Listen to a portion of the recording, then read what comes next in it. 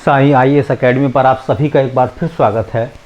बच्चों, जैसा कि ग्रामर की हमारी क्लास चल रही थी, इसमें हम बात कर रहे थे संज्ञा की, और हमने संज्ञा के बारे में और उसके प्रकार के बारे में बहुत कुछ पढ़ लिया है ना। तो उसी के तहत आज उसकी लास्ट वीडियो है, संज्ञा वाले चैप्टर की आखिरी क्लास है, जिसमें हम दो तरह के क्वेश्चन पढ़ने के लिए जा रहे हैं।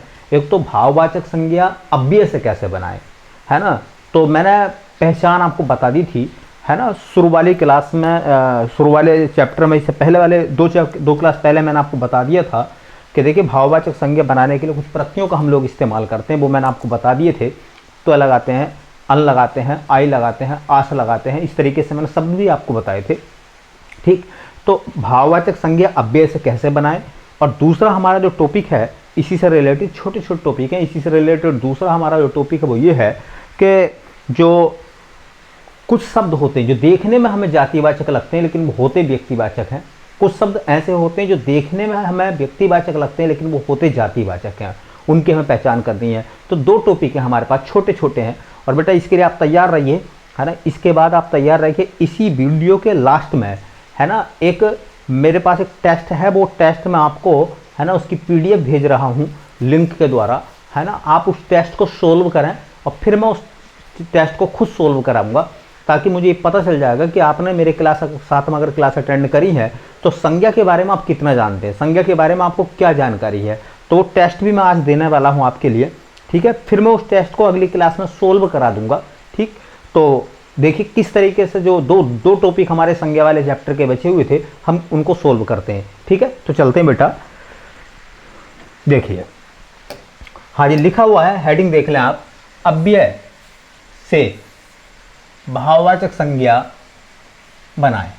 अव्यय से, ये पूरा का पूरा अपने पास में पार्ट है, चैप्टर है अव्यय, है ना। माने नहीं, व्यय का मतलब खर्च होना, ये परिवर्तित होना, जो बिल्कुल भी परिवर्तित ना हो, जो हूबहू इस्तेमाल हो, जेंडर के आधार पर, वचन के आधार पर, है ना, या कारक के आधार पर, या काल के आधार पर, जो शब्द नहीं बदलते, जो हमेशा एक से रहते हैं, चाहे वो मेल के साथ इस्तेमाल हो या फीमेल के साथ इस्तेमाल हो, उन शब्दों को हम अव्यय बोलते हैं, ठीक है। तो मैं अव्यय वाला पूरा चैप्टर पढ़ाऊंगा मैं आपको। यहाँ सिर्फ आपको ये समझना है कि अव्यय से भाववाचक संज्ञा हम किस प्रकार से बनाते हैं, ठीक है भैया। तो चलते हैं, देखो, है ना, तो चलते हैं। अपने पास में लिखा हुआ देखो एक शब्द दूर, है ना, दूर, वह दूर जा रहा है, वह दूर जा रही है। चाहे मेल के लिए इस्तेमाल करो कि राम दूर जा रहा है या राधा दूर जा रही है, उसमें हमेशा दूर शब्द आएगा, वो चेंज नहीं होगा, ठीक है। तो दूर शब्द का भाववाचक हम लोग बनाते हैं दूरी। क्या बनाते हैं? दूरी, है ना। देखो नीचे शब्द होता है, नीचे, नीचे, है ना, तो उसका हम शब्द बनाते हैं नीचता, ये भाव है, ठीक है। ऊपर शब्द होता है तो ऊपर का बनाते हैं ऊपरी, जैसा ऊपरी आवरण। निकट का होता है निकटता, है ना, निकटता। समीप का होता है बेटा समीपता, ठीक है। सम का होता है बेटा समता। वह का होता है वहा वाही, वाह वाही लूटी गई। खूब शब्द होता है तो खूबी, बताओ इस वस्तु में क्या खूबी है, उसके गुण क्या है। बाहर शब्द होता है तो बनाते हैं बाहरी। ये सब अव्यय हैं, ये उनसे बनने वाली भाववाचक संज्ञाएं हैं। भीतर शब्द होता है तो उसका बनाते हैं बेटा भीतरी। बहुत शब्द होता है तो बहुतायत। परस्पर शब्द होता है तो पारस्परिकता।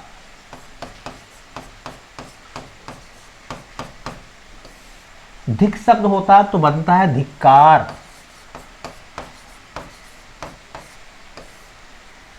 ठीक है। सावास शब्द होता है तो बनता है सावासी। मैंने ज्यादा शब्द नहीं लिखे हैं, ठीक है, ज्यादा मैंने इसलिए नहीं लिखे हैं क्योंकि मैं एक टेस्ट लेने वाला हूं, है ना। इसी वीडियो के आखिर में टेस्ट जो है, उस टेस्ट को आप सोल्व करेंगे तो आपको आभास हो जाएगा कि किस तरीके से एग्जामिनेशन में किस तरीके से क्वेश्चन पूछे जाते हैं, उसके प्रारूप के बारे में आपको पता चल जाएगा, ठीक है। तो ये थे हमारे पास में अव्यय से भाववाचक संज्ञा किस प्रकार से हम लोग बनाते हैं। कुछ उदाहरण मैंने लिखे, 15 उदाहरण लिखे, और बहुत से उदाहरण हैं जो आप है ना उनको बना सकते हैं, ठीक है, देख सकते हैं, ठीक, और अपने पेपर को सोल्व कर सकते हैं, ठीक। चलिए बेटा, हमारे पास में देखो हेडिंग है, ये लिखा गया है कि व्यक्तिवाचक का जातिवाचक और जातिवाचक का व्यक्तिवाचक में प्रयोग, व्यक्तिवाचक का जातिवाचक और जातिवाचक का व्यक्तिवाचक में प्रयोग, है ना। कुछ शब्द देखने में होते हैं कि वो व्यक्तिवाचक है लेकिन वो जातिवाचक का बोध कराते हैं। कुछ शब्द ऐसे जो देखने में जातिवाचक होते हैं और लेकिन वो व्यक्तिवाचक का बोध कराते हैं। जैसे पहला लिखा हुआ है कि आज के युग में हरिश्चंद्रों की कमी नहीं है। आज के युग में हरिश्चंद्रों की कमी नहीं है, तो क्या राजा हरिश्चंद्र की बात चल रही है, या आज के युग में उन लोगों की बात चल रही है जो सत्य पर अटल रहते हैं? आज भी ऐसे लोग हैं जो सत्य पर अटल रहते हैं। तो यहाँ आज के युग में हरिश्चंद्रों की कमी नहीं है। यहाँ हरिश्चंद्रों का मतलब यह है कि राजा हरिश्चंद्र जो कि सत्यवादी थे, उनसे तुलना हुई है। और जब तुलना होती है, जब तुलनात्मक चीजें आती हैं, तो वो देखने में तो हमें लगता है कि हरिश्चंद्रों की बात चल रही है, राजा हरिश्चंद्र की बात चल रही है, व्यक्तिवाचक होगा, लेकिन वो जातिवाचक के दायरे में आता है। तो ये कैसा शब्द माना जाएगा? ये वाला, यह है जातिवाचक, जातिवाचक। अगला देखो, देश को हानि जयचंदों से होती है। क्या यहाँ कन्नौज के राजा जयचंद की बात है या उन लोगों की बात है जो देश के खिलाफ देशद्रोह का काम करते हैं? अगर वो देश के खिलाफ देशद्रोह का काम करते हैं तो वो जयचंद कहलाते हैं, है ना, वो जयचंद कहलाते हैं। तो देश को हानि जयचंदों से होती है, यहाँ पर जयचंद कौन है? क्या जयचंद किसी पर्सनल व्यक्ति का नाम लिया गया है या जयचंद से कंपेयर हुई है, तुलना, है ना? तो तुलना हुई है, तुलना हुई है तो ये जातिवाचक आएगा। अगर मैं केवल जयचंद लिख देता यहाँ, ठीक है, देश को हानि जयचंद से है, देश को हानि जयचंद से है, तो जयचंद पार्टिकुलर कोई नाम हो जाता और वो व्यक्तिवाचक संज्ञा के दायरे में आता। रामचरितमानस हिंदुओं की बाइबल है, ठीक है, रामचरितमानस की कंपेयर बाइबल से हुई है, तुलना हुई है, तुलना। इसलिए यहाँ बाइबल जो है, याद रखो, हिंदुओं की बाइबल है, हिंदुओं की बाइबल है रामचरितमानस। रामचरितमानस की तुलना हुई है बाइबल से, इसलिए बाइबल जो है ना, तुलनात्मक में आ रहा है, इसलिए वो जातिवाचक है।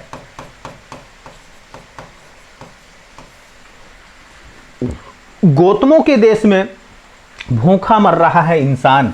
गौतम क्या महात्मा बुद्ध की बात है? या गौतमों के देश में मतलब ऐसा देश है जहां बुद्ध के देश में, गौतम बुद्ध के देश में, है ना, भूखे मर रहा है इंसान। तो इसका मतलब है गौतमों से, गौतम बुद्ध से तुलना हुई है, इसलिए जातिवाचक है।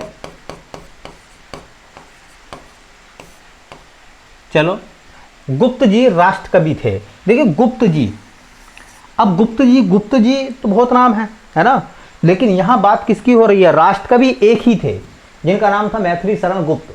इसलिए गुप्त जी, मैथिली शरण गुप्त से तुलना नहीं हुई है, बल्कि ये खुद मैथिली शरण गुप्त के लिए आता है गुप्त जी। इसलिए गुप्त जी में कौन सी संज्ञा होगी? व्यक्तिवाचक। जब तुलना होती है तो जातिवाचक का केस होता है, और जब व्यक्तिवाचक खुद उस व्यक्ति के लिए आता है शब्द, तो वो व्यक्तिवाचक कहलाता है। मित्र क्या है? वह तो पक्का विभीषण है।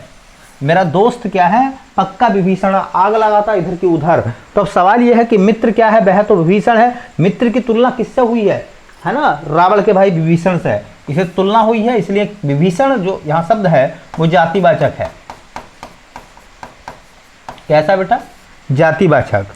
वह गुरुजी के लिए सर्वस्व न्यौछावर कर सकता है। वह तो एकलव्य है, वह तो एकलव्य है। यहाँ उस स्टूडेंट की तुलना किससे हुई है? एकलव्य से हुई है ना, एकलव्य से हुई है, जिसे गुरु द्रोणाचार्य ने शिक्षा नहीं दी थी, है ना, तुलना हुई है, तो ये क्या कहलाएगा? ये जातिवाचक है। बहुत सारे केस जीवन में ऐसे आते हैं जहां से हम अपने आप चीजों को कवर कर लेते हैं। गांधी जी को राष्ट्रपिता कहा गया। देखो गांधी जी को कहा गया तो सब गांधियों को कहा गया क्या? है ना, संजय गांधी, राहुल गांधी, सोनिया गांधी, ये सब राष्ट्रपिता हैं क्या? नहीं, एक ही राष्ट्रपिता था। कौन? महात्मा गांधी। तो ये शब्द महात्मा गांधी के लिए आया है, इसलिए व्यक्तिवाचक है, तुलना नहीं हुई है, व्यक्तिवाचक। यहां कंपेयर नहीं हुई है बेटा। मेरे दादाजी पूरी यात्रा पर गए, है ना। वैसे पूरी शब्द जो आता है नगर के लिए आता है, नगरी के लिए यहाँ आता है, लेकिन यहाँ मेरे दादा पुरी यात्रा पर गए। पुरी कौन सी वाली पुरी? जगन्नाथपुरी। इसलिए पुरी में कौन सा आएगा, है ना, व्यक्तिवाचक संज्ञा, है ना। गुरुजी का व्याकरण आज भी प्रमाणिक है। गुरुजी का व्याकरण, कौन गुरुजी? गुरुजी तो सब हैं, लेकिन किसने व्याकरण लिखी है? कामता प्रसाद गुरु, है ना, गुरु, है ना, कामता प्रसाद गुरु। तो गुरुजी का व्याकरण आज भी प्रमाणिक है। ये गुरुजी शब्द किसके लिए आया है? कामता प्रसाद गुरु के लिए आया है, इसलिए व्यक्तिवाचक है। इसलिए क्या है बेटा? व्यक्तिवाचक। गोस्वामी जी ने रामचरितमानस की रचना की। यहाँ गोस्वामी शब्द किसके लिए आया है? तुलसीदास के लिए आया है ना। रामचरितमानस किसने लिखी? तुलसीदास ने लिखी है। तो यहाँ कंपेयर नहीं हो रही, बल्कि तुलसीदास जी के लिए गोस्वामी शब्द आया है। इसलिए गोस्वामी शब्द में कौन सी संज्ञा है? व्यक्तिवाचक। व्यक्तिवाचक। पंडित जी भारत के प्रथम प्रधानमंत्री थे। अब पंडित जी का मतलब सारे पंडित जी भारत के प्रधानमंत्री बने क्या पहले? नहीं, एक ही पंडित की बात है, और वो कौन थे? जवाहरलाल नेहरू। तो यहाँ पंडित जी शब्द किसके लिए आया है? जवाहरलाल नेहरू के लिए आया है, ना कि तुलना हुई है यहाँ, है ना। तो यहाँ पर संज्ञा बनेगी बेटा व्यक्तिवाचक। व्यक्तिवाचक, है ना। शुक्ल जी ने हिंदी साहित्य का इतिहास लिखा। हिंदी साहित्य का इतिहास किसने लिखा है? तो आप कहोगे रामचंद्र शुक्ल ने। तो रामचंद्र शुक्ल ने लिखा है। तो यहाँ शुक्ल जी जो है वो किसके लिए आया है? रामचंद्र शुक्ल के लिए आया है। यह तुलना हुई है। तो आप कहोगे नहीं भाई साहब, तुलना नहीं हुई, बल्कि शुक्ल जी रामचंद्र शुक्ल के लिए आया है, इसलिए व्यक्तिवाचक संज्ञा है। व्यक्तिवाचक संज्ञा। ऐसे ही नेताजी ने कहा था दिल्ली चलो, है ना। सब नेता कह रहे हैं, है ना, नहीं, एक ही नेता जिसने कहा था कि दिल्ली चलो, है, तुम मुझे खून दो मैं तुम्हें आज़ादी दूंगा। वो कौन नेता? नेताजी सुभाष चंद्र बोस। तो यहाँ नेताजी शब्द जो वो किसके लिए आया है? तो सुभाष चंद्र बोस के लिए आया है। ये तुलना हुई है। तो आप कहोगे नहीं भाई साहब, तुलना नहीं हुई, बल्कि सुभाष चंद्र बोस के लिए आया है। इसलिए क्या है नेताजी शब्द कैसा है? तो आप कहोगे व्यक्तिवाचक, है ना। देश की एकता में सरदार जी का अमूल्य योगदान है। तो देश की एकता को बनाने में सरदार जी के, सभी सरदार जी नहीं, एक ही सरदार था, ठीक है, एक ही सरदार था जिसका नाम था सरदार वल्लभ भाई पटेल। तो यह सरदार जी शब्द किसके लिए आया है? सरदार वल्लभ भाई पटेल के लिए आया है। तो ये क्या है भैया? यह है व्यक्तिवाचक संज्ञा। व्यक्तिवाचक संज्ञा। जब कंपेयर होती है, तुलना होती है बेटा, है ना, तो जातिवाचक होता है। और जहां खास बात चलती है किसी व्यक्ति के बारे में, उसी पर्सन की बात चलती है, तो संज्ञा होती है अपने पास में व्यक्तिवाचक। तो बेटा ये चीज़ आपको समझ में आई होंगी, इस उम्मीद के साथ में। और चलते हैं, मिलते हैं नई क्लास में। तब तक के लिए आप सभी का बहुत बहुत शुक्रिया। और हाँ, एक बात जरूर आप ध्यान में रख लेना, इस वीडियो के लिंक में मैंने टेस्ट दे रखा है, उस लिंक से टेस्ट को डाउनलोड कर लें और सोल्व करें और कमेंट्स करें मेरे पास में कि आपके कितने कितने क्वेश्चन सही हुए हैं, ठीक है। अगर आपने मेरा टेस्ट पेपर सोल्व कर दिया है, ठीक है, तो आप समझ लें आपको एग्जाम में पास होने से कोई नहीं रोक सकता। मैंने संज्ञा से लेकर, है ना, संज्ञा और उसके प्रकार और भाववाचक संज्ञा से विशेष क्वेश्चन रखे हैं, वो एग्जाम में आते ही उसी फॉर्मेट में हैं। तो जितने क्वेश्चन आए हुए हैं, आने की पूरी संभावना है, वो मैंने सब लिखे हैं, ठीक है। और वो टेस्ट अगर आपने सोल्व कर दिया तो मैं समझूंगा कि आपने अच्छे से पढ़ाई की है, ठीक है। तो इसी उम्मीद के साथ कि आप टेस्ट बेहतर करेंगे, सोल्व करेंगे, और आप कमेंट्स करके बताएंगे कि आपके कितने क्वेश्चन ठीक हुए हैं या कितने क्वेश्चन आपने सोल्व करे हैं, ठीक है। इसी उम्मीद के साथ मिलते हैं नेक्स्ट क्लास में। तब तक के लिए आप सभी का बहुत बहुत शुक्रिया।